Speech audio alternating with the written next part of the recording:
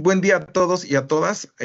Sean todos ustedes bienvenidos y bienvenidas a esta sesión que se va a llevar a cabo el día de hoy con el tema abordaje terapéutico de la conducta suicida en primer nivel de atención. De verdad que es para nosotros como Oficina de Salud Mental y en conjunto con el Consejo Estatal de Salud Mental, es un gusto poderles ver conectados y conectadas. Tenemos 73 puntos de conexión ya en este momento y esperamos que esto vaya mejorando.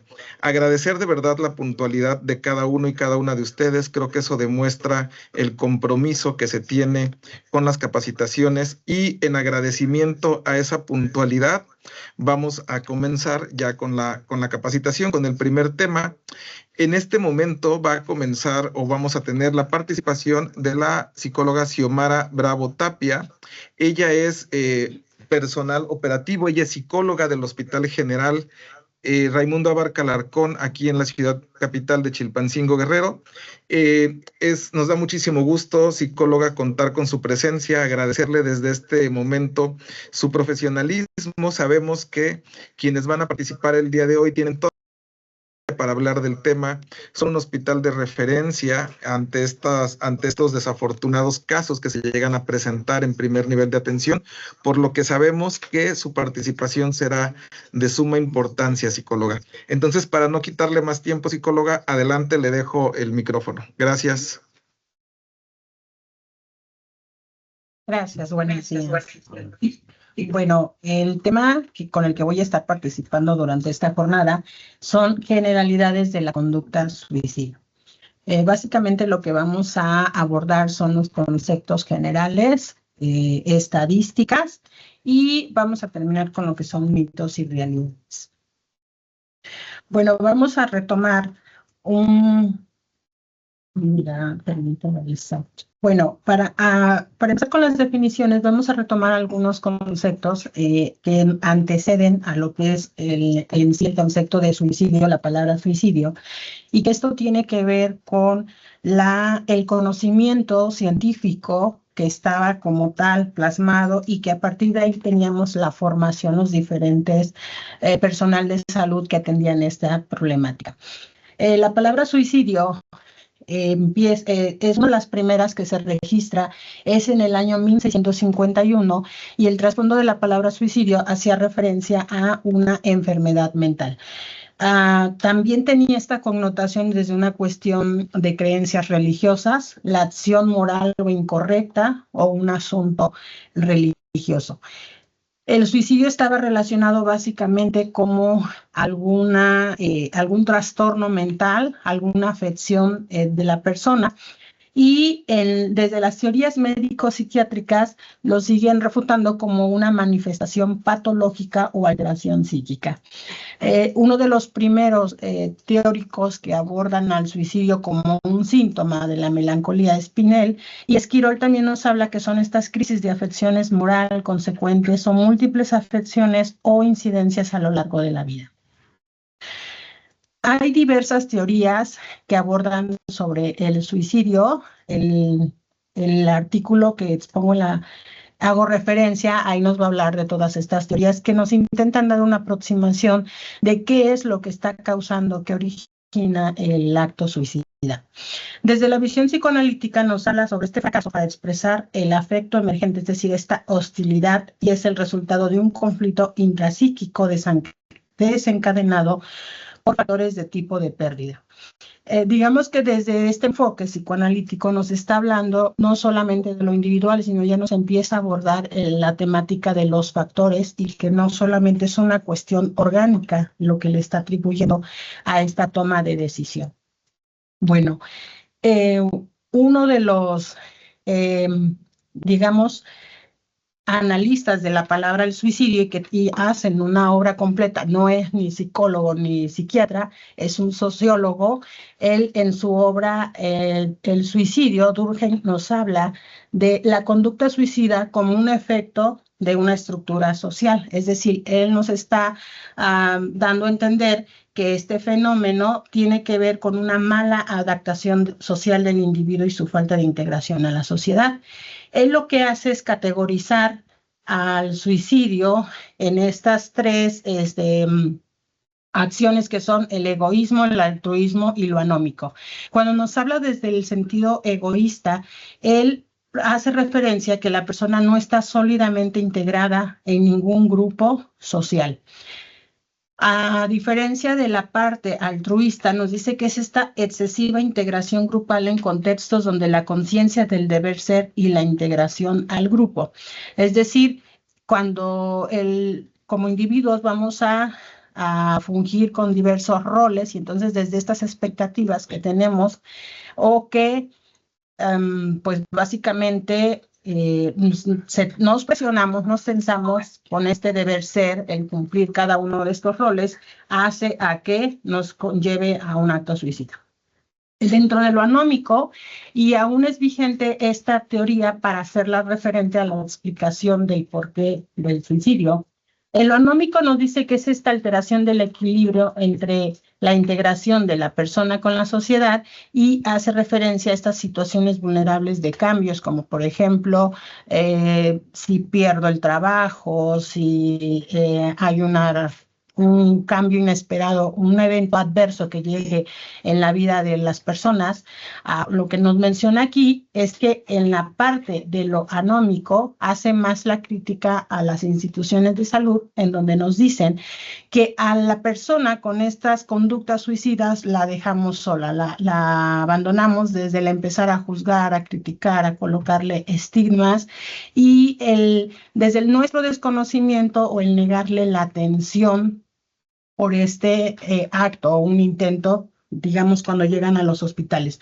No se le da el reconocimiento de la atención, no activamos lo que son los protocolos, no tenemos en cuenta las rutas a seguir, minimizamos o básicamente valga la redundancia, vamos a restarle esta importancia a lo que como tal nos está demandando el paciente. Entonces, lo que Durkheim en esta obra nos habla acerca de cómo visualizar el suicidio, que no es un hecho aislado o individual, sino que tiene que ver también, y más adelante lo verán con los factores, cómo la misma cultura, la misma sociedad va a estar contribuyendo en esta toma de decisiones. Bueno, dentro de la suicidología moderna, Schneemann nos habla, él es uno de los suicidólogos contemporáneos, como tal empieza a estructurar el concepto de suicidio y nos habla sobre este conflicto entre el individuo y su existencia y la realidad social, provocando una desmotivación para vivir y o percibirlo irreconciliable con dicha realidad. Lo que nos hace este teórico nos da un aproximado de cuáles son las características, las conductas esperadas y que nos van a dar como señales, lo que se va a traducir más adelante como las señales de alerta, las conductas que van a estar expresando.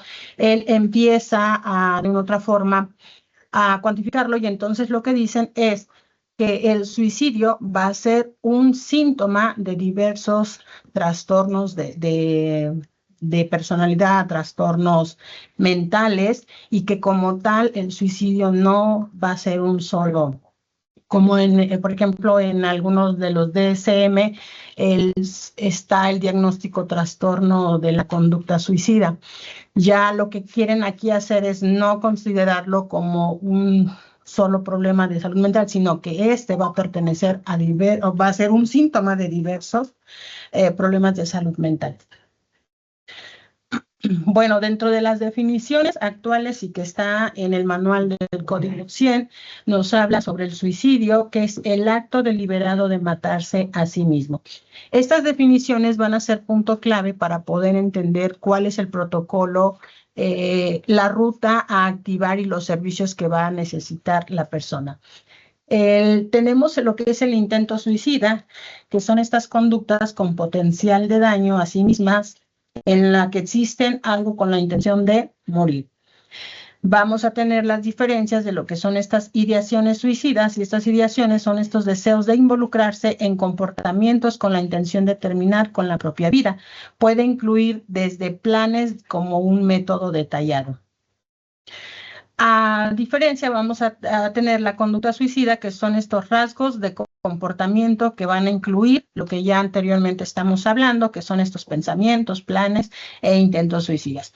Esto nos va a servir o va a ser de gran utilidad para poder codificar a la persona que está presentando estas conductas suicidas, y esto es de ahí donde viene lo que es el código 100, donde nos va a ir diciendo qué es lo que va a necesitar, qué tipo de unidad de salud es la que va a estar recibiendo la atención, si va a corresponder a primer nivel, a segundo nivel, qué tipo de personal del área médica, paramédica tiene que intervenir de momento, y que es importante también en la psicoeducación que vamos a hacer con los familiares, porque a veces podemos alarmar, la persona puede tener estos, como mencionaba anteriormente, puede presentar lo que son ideaciones y podemos alarmar o podemos minimizar desde la cuestión de los intentos al decir, solamente ha sido un intento, o este intento ocurrió hace 2 semanas y ahorita no está pensando.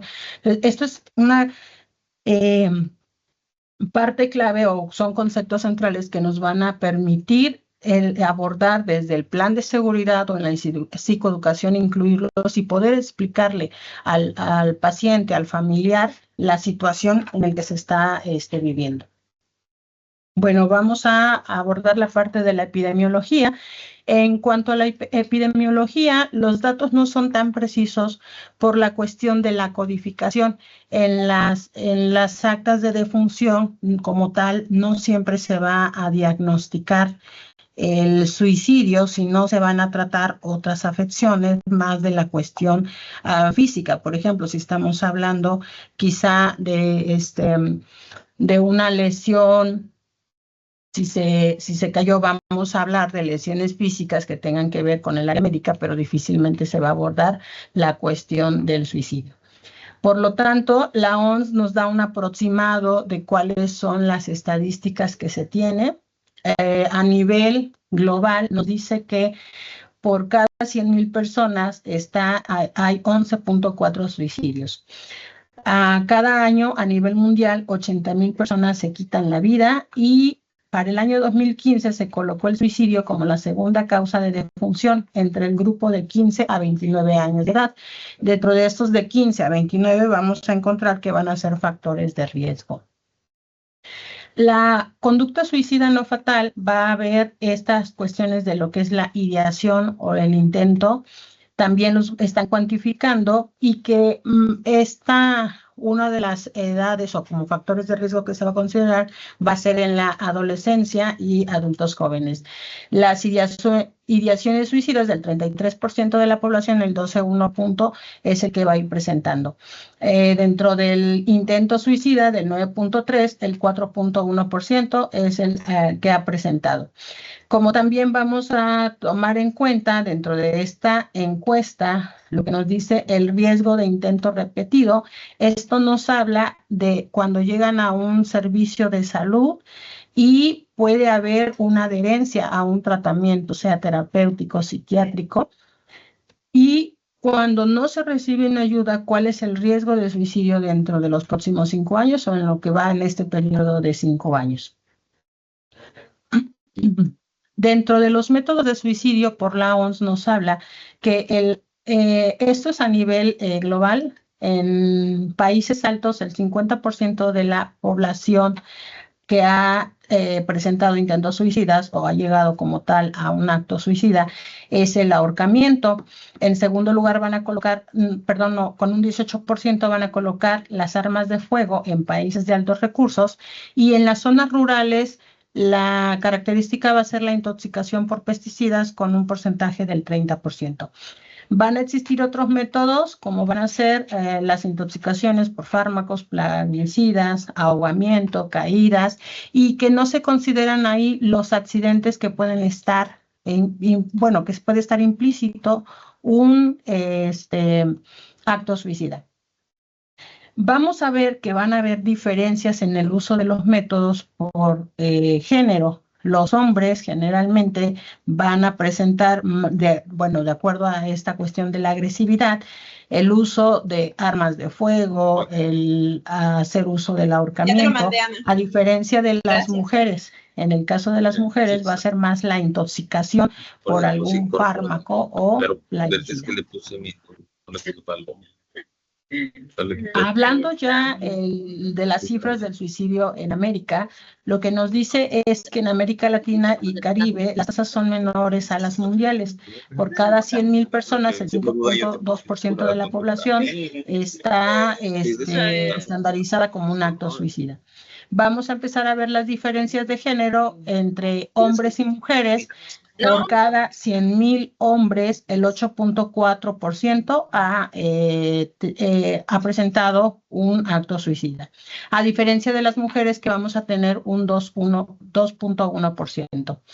Igual continuamos con lo que es la edad, de los 25 a los 44 años, la tasa es del 36.8%, y entre los 45 y 59 años esta tasa vemos que disminuye del 25 al 0.6%. En la tasa de mortalidad por suicidio más alta es en menores de 70 años. Ya citando lo que son las cifras, en México vamos a igual a tener lo que es la tasa de suicidio por sexo, y sigue ponderando lo que es esta diferencia por género. Los hombres van a tener más actos suicidas, o lo que vamos a tener más intentos o el suicidio como tal, a diferencia de las mujeres, que se siguen colocando en un 2.2%. En las tasas de suicidio por sexo y grupo de edad, lo que estamos mencionando, hay una mayor prevalencia y sigue ponderando lo que son los hombres, y en el caso de las mujeres, la edad se va a ir considerando dentro de los factores de riesgo, va a ser de los 18 a los 29 años. Ahora, aunado a esto, pues esto nos habla de poder fortalecer las estrategias preventivas para los hombres, porque si bien es cierto, la mayoría de las mujeres que tenemos, ya sea en atención médica, psicológica u otra especialidad, van a ser la población de mujeres, a diferencia de los hombres. Y que esto en algún momento se ha hablado como los costos de género en la salud pública. Así como también vamos a encontrar que diversas u otras diagnósticos, otras comorbilidades van a llevar a la mujer a la atención, no específicamente la cuestión del suicidio, sino una de las más, digamos, atenciones que van a demandar es la violencia de género. Así como también en el caso vamos a visualizar que con los hombres la causa de atención médica es porque están como en el pico o están a punto de, o su situación física ha empeorado, y eso los lleva a ingresar a un servicio de salud. Vamos a tener lo que es la tasa estandarizada de suicidio por entidad federativa. Guerrero, vamos a ver en dónde está colocado, y vamos a tener Chihuahua, que va a poner al primer lugar. Lo que se mencionaba aquí en el estado de Chihuahua, que también los datos no son tan, digamos, precisos, en el sentido de que es un estado que tiene población migrante, y que la migración también va a ser uno de los factores de riesgo que puede incidir en el acto suicida. El porcentaje de la población de 10 años y más, esto tiene que ver con los pensamientos suicidas. Vamos a encontrar que en la mayoría de la población, las mujeres son las que van a presentar más pensamientos suicidas. Incluso vamos a ver intentos por los métodos que utilizan, a diferencia de los hombres. Y las edades en las que se van a ir ponderando más son los 50 a 59 años, en primer lugar, y vamos a tener entre los 10 19 años y 40 a 49 años.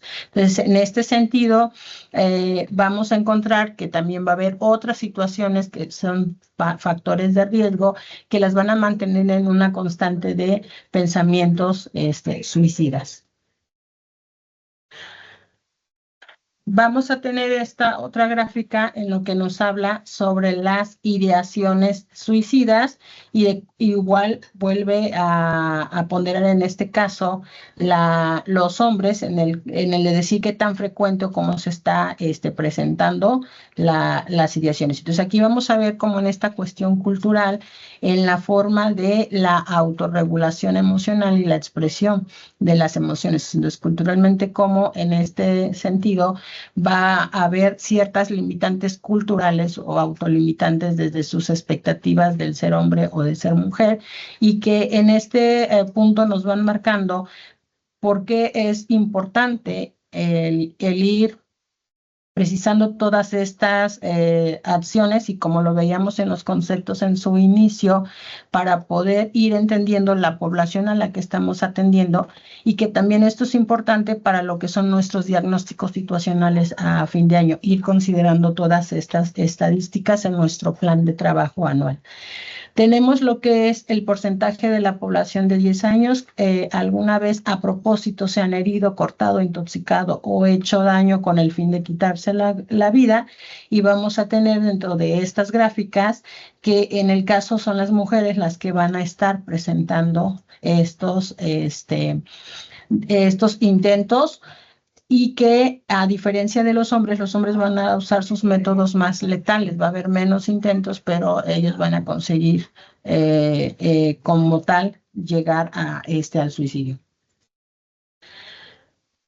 Bueno, con todo esto vamos para ir cerrando con lo que mencionábamos de los conceptos de cuál es la formación que tenemos dentro de nuestros planes educativos, como también las referencias bibliográficas a lo largo de todos estos años, el concepto que ha ido cambiando, y que al final nosotros somos educados desde ciertos conceptos, ciertas teorías, con ciertas ideologías. También la población va a estar en la misma sintonía.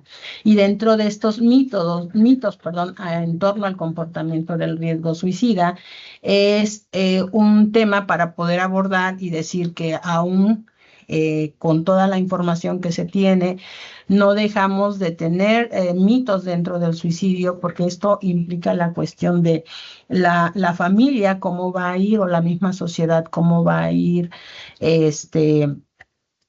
conceptualizando al suicidio desde las creencias religiosas, desde los valores, desde la moral, todo lo va a ir estigmatizando, y que en este sentido pues va a generar una parte en el que, como mencionaba Durkheim, vamos a retirarle el apoyo a la persona que está en esta situación. Dentro de los mitos que mencionaban, para ir generalizando, es en el de decir, quien desea matarse no lo expresa, simplemente actúa. 9 de cada 10 personas con ideación suicida van a manifestar intención a través de gestos, palabras o cambios de conducta. Entonces, la parte de los mitos nos va a servir en la cuestión preventiva de cómo trabajarlo con la población, cómo trabajarlo con las mismas personas que están presentando estas conductas suicidas, y que en este sentido es abordar no solamente el suicidio. Todas las problemáticas de salud pública van a contar también con sus propios mitos, y que en este sentido, como una de las funciones por el área del personal de salud, pues es reconocer estas creencias centrales que forman parte del colectivo, y que es trabajarlas o buscar las formas a través de los talleres, a través de las prácticas preventivas, a través de estos grupos reeducativos, bajo el sentido de decir qué tanto estos mitos están obstaculizando la atención o por así decirlo, la adherencia a un tratamiento o el reconocimiento de que mi paciente o mi familiar pueda necesitar una atención. ¿Sí? Bueno, por mi parte sería todo. Estoy sujeta a dudas, preguntas.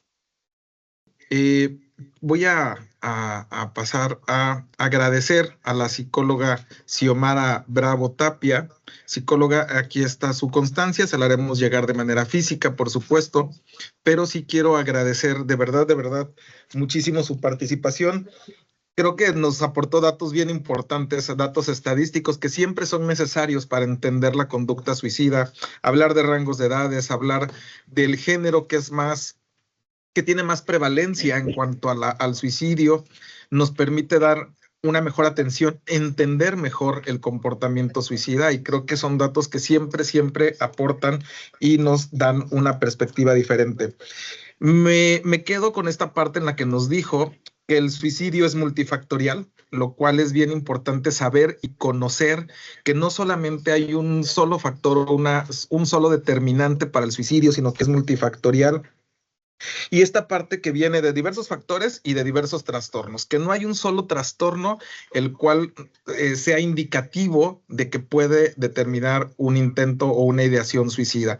Tenemos que entonces aprender como profesionales de la salud o quienes estamos o están frente a pacientes, entender que todos los diagnósticos pueden ser una comorbilidad y van comórbidos y que pueden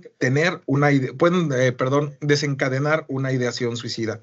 Me quedo también con esta que nos mostró, que nunca había visto, de verdad felicidades y le agradezco mucho, esta laminita donde vienen las fases del proceso suicida, es nueva completamente para mí, le agradezco muchísimo y pues muchísimas gracias de verdad, psicóloga Xiomara. En un momentito más hay un error técnico y me disculpo, me voy a disculpar con usted públicamente, no leí su currículum.